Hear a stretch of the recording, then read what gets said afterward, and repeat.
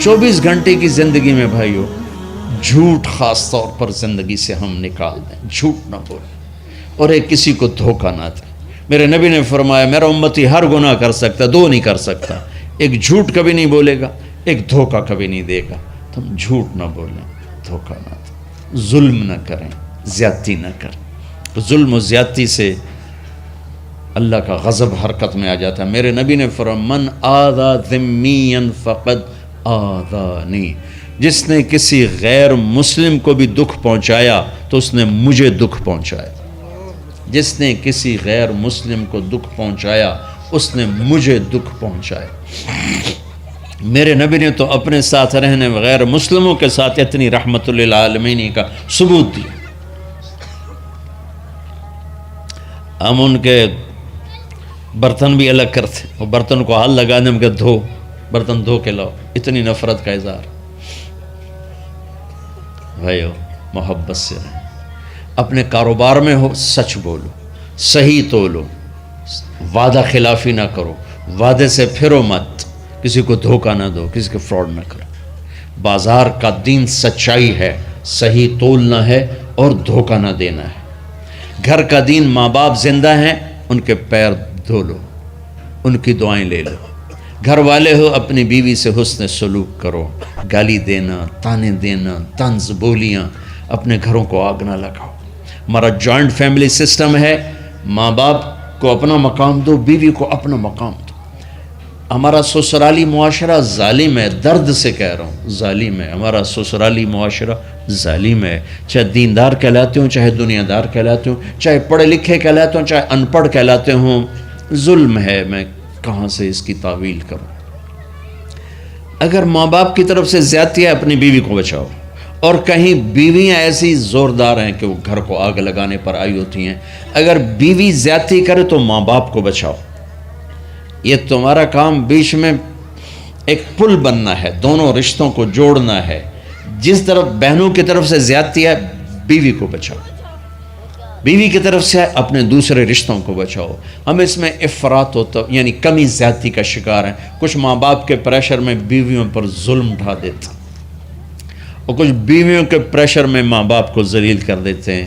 یہ دونوں انسانیت سے دور کی چیزیں ہیں۔ بھائیو اپنے نبی کی زندگی پڑھو اللہ کو۔ میرے نبی کی ایک حدیث سناؤں، میرے نبی نے فرمایا یہ جو میرے مدینے والے لوگ ہیں نا یہ بڑے اچھے ہیں، ان کے گھر میں جب کسی کی ڈولی اترے نا تو اسے یوں لگتا ہے جیسے میں اپنے ماں باپ کے گھر ہی آ گئی۔ یہ چند دن پہلے میں نے حدیث پڑھی تو مجھے بڑا مزہ آیا کہ میرا تو مستقل مضمون بیان کرتا رہتا ہوں۔ آپ نے فرمایا کہ یہ جو میرے انصار ہیں مدینے والے، ان کے گھر میں کسی کی ڈولی آ جائے تو اسے یوں لگتا ہے جیسے اس کو اپنے ماں باپ اور ساس سسروں میں کوئی فرق ہی نہیں نظر آتا کہ یہ ایسے اچھے اخلاق کے لوگ ہیں۔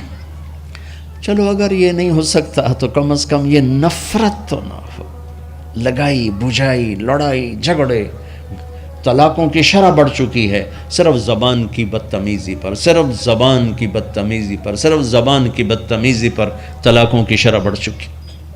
بھائیو اپنے اخلاق سے اپنے رشتوں کو جیتو۔ ماں باپ کا دل جیتنا ہے، بہن بھائیوں کا دل جیتنا ہے، اپنی بیوی کا دل جیتنا ہے اچھے اخلاق کے ساتھ۔ بیوی کے ذمہ خاوند کا دل جیتے اچھے اخلاق کے ساتھ، ساس سسر کا دل جیتے اچھے اخلاق کے ساتھ، اپنے بہن بھائیوں کا دل جیتے اچھے اخلاق کے ساتھ۔ میرے رب کی قسم تم چپ رہنا سیکھ لو، عزت تمہارے قدموں میں آ کے گرے گی۔ جواب نہ دو، چپ ہو جاؤ، اللہ عزت تمہارے قدموں پہ لا کے کھڑا کر دے، تمہارے قدموں میں آ کے اللہ عزت کو گرائے گا۔ اولاد کو عزت دو، اولاد کو عزت دو، اولاد کو عزت دو، ان کو ٹائم دو، پھر یہ ساری زندگی تمہارے غلام بنے گے۔ 3 سال کے بچے کو اسکول میں دھکا دے دیا، آیا تو ٹیوشن والے کے پاس بھیج دیا اور خود اپنے مزے کیے، تو یہ اولاد کبھی تمہاری نہیں ہوگی۔ انہیں ٹائم دو اور اولاد کی خواہشات کا خیال کرو، ان پر ایسے ماں باپ ہونے کی ایسی دھونس مت جماؤ۔ آج کل اولاد نافرمان ہے، آدھا قصور ماں باپ کا ہے، آدھا اولاد کا ہے، کہ یہ وہ شفقت اور وہ محبت اور وہ ٹائم نہیں دیتے، اس سے آگے بات خراب ہو جاتی۔ اور ایک بڑا حساس موضوع ہے، رشتے ناتوں میں اولاد کی رعایت کرو، اپنی اولاد کی پسند ناپسند کا خیال کرو، ان پر مسلط مت کرو۔ اولاد سے کہتا ہوں کورٹ کی شادیاں نہ کرو، عشق معشوقی کی شادیاں نہ کرو، یہ 99.9% ناکام ہو جاتی ہیں۔ زندگی اور چیز ہے، عشق معشوقی اور چیز۔ اپنے ماں باپ کی دعائیں برکتیں لے کر شادی کرو۔ لیکن ماں باپ سے کہتا ہوں اگر کہیں بچی کہہ دے میں نے نہیں کرنی یہاں، تو اللہ کے واسطے اس کی رعایت کرو، اس کو گائے بھینس نہ بناؤ کہ جس قلے نال مرضی جا کے بن چھڈو۔ انسان ہے، جانور نہیں ہے، انسان ہے۔ زندگی جس نے گزارنی اس کی رعایت کرو، اس کی رعایت کرو۔ اولاد سے کہتا ہوں ایسے لو میرج اور گرل فرینڈ بوائے فرینڈ ہمارا کلچر نہیں ہے، یہ ہلاکت اور تباہی کا راستہ۔ میں قربان جاؤں میرے نبی کہ صاحبزادی جنت کی عورتوں کی سردار کا رشتہ آسمان پہ طے ہو چکا ہے کہ علی کے ساتھ کیا جائے گا۔ خبر آ چکی، جبریل آ چکے ہیں کہ یا رسول اللہ فاطمہ علی کے لیے ہے، اور حضرت علی رشتے کا پیغام لے کر آئے ہیں، اور آپ فرما رہے ہیں انشاءاللہ۔ ہاں نہیں کی، کہا انشاءاللہ۔ ہاں تو ہو چکی ہے، انشاءاللہ۔ ہاں کیوں نہیں کی؟ ہاں ہو چکی۔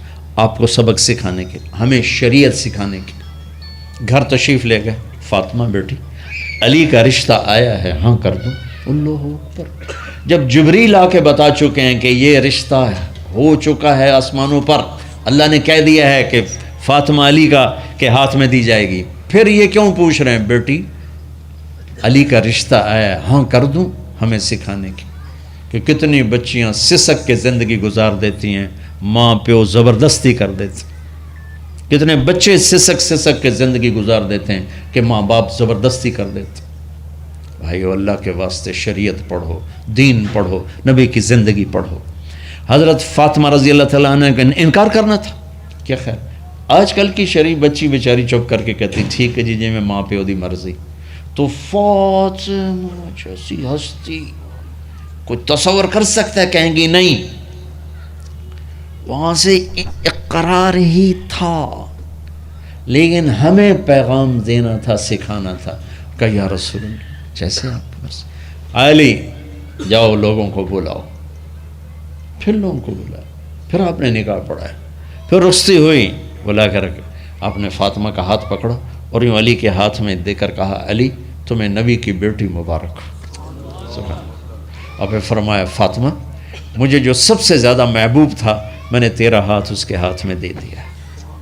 بھائی اللہ کے واسطے اپنی قومی زندگی سے نکلو، رواجی زندگی سے نکلو، پنجاب کی زندگی، پٹھانوں کی زندگی، بلوچوں کی زندگی، سندھیوں کی زندگی، یہ بت ہیں، ان کو توڑ کے نبوت والی زندگی، نبوت والی زندگی، نبوت والی زندگی وہ اختیار کریں گے، ہماری عورتیں بھی سکھی، ہمارے مرد بھی سکھی، ہماری اولاد بھی سکھی۔ تو سارے بھائی نیت کرتے ہیں نا اس کی انشاءاللہ، اللہ تعالیٰ ان کی بخشش فرمائے۔ تو آپ بھائیوں ایک تو یہاں مرکز ہے اسماعیل، وہاں جایا کرو جمعرات کو، آپ کا فائدہ ہوگا۔ آپ کے پاس مسجد میں جماعت آ جائے ان کے ساتھ بیٹھا کرو، اس سے آپ کو انشاءاللہ فائدہ ہوگا۔ مہینے میں 3 دن جایا کرو، اس سے آپ کو انشاءاللہ راستہ ملے گا۔ اور دعا سے پہلے اگر کسی سے لڑے ہوئے ہو، مستورات میں کوئی کسی سے لڑی ہوئی ہے یا آپ کسی سے لڑے ہوئے ہو، تو کہ میں ہاتھ جوڑتا ہوں، مر جانے والی جگہ پہ کیا لڑائیاں، معاف کر دو، معاف کر دو، معاف کر دو، اللہ پہ چھوڑ دو۔ اپنے نبی کے ایک حدیث سنا کے دعا کرتے ہیں، آپ نے فرمایا مدینے والوں سے، مدینے والوں میرے بعد تمہیں تمہارا حق نہیں ملے گا، کیا کرو گے؟ کہا جی ہم تلوار اٹھائیں گے، حق لیں گے۔ آپ نے فرمایا اگر میں اس سے اچھی چیز بتاؤں کرو گے؟ کہا جی کیا؟ کہا حق کے لیے لڑائی نہ لڑنا، چھوڑ دینا اور حوض کوثر پہ آ جانا، سارے پورے کروا دوں۔ اب یہ وعدہ مدینے والوں کے ساتھ نہیں ہے، یہ وعدہ ہر اس امتی کے ساتھ ہے جو جھگڑے سے بچنے کے لیے حق چھوڑ دے۔ اپنا حق لو، کوشش کرو، لیکن اگر لڑائی کی شکل ہے واپس ہو جاؤ کہ یا رسول اللہ آپ کے حوالے۔ آپ نے مدینے والوں میں ہمیں بھی شامل کیا ہے، جس کا حق مارا جائے اور لڑے نہیں، چھوڑ دے، صبر کر جائے، میرے انتظار کر آنکھیں بند ہونے کا کہ میرا نبی تیرا وکیل ہوگا اور اللہ جج ہوگا، ان ویکھیا فیصلہ کہیں دا ہوندا ہے۔ پھر تم اپنے حبیب کو اپنا وکیل بنا لو۔